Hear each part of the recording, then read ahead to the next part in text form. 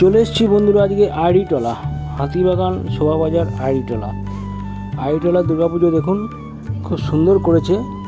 এখানে অনেকগুলো বাস্তবের যে চরিত্র মানুষ বিভিন্ন রকম অভিনয় করে দেখাচ্ছে। এখানে বিশাল বড় প্যান্ডেল করেছে, আর অনেক ছেলে মেয়ে আছে যারা অভিনয় করে খুব সুন্দর বোঝাচ্ছে ব্যাপারটা।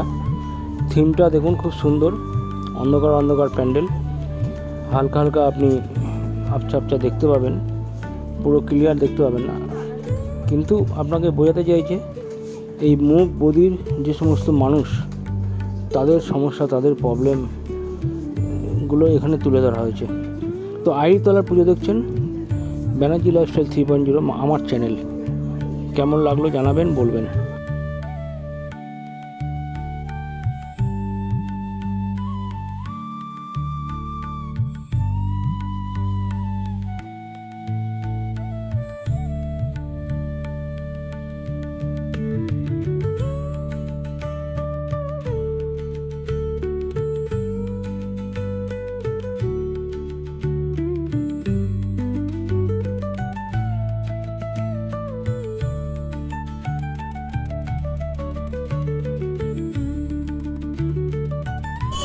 তো আইডিটলা দেখলেন দুর্গা পুজো।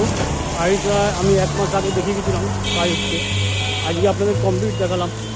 তো খুব ভালো লাগলো আমারও কমপ্লিট দেখে। আপনার কেমন লাগলো জানাবেন।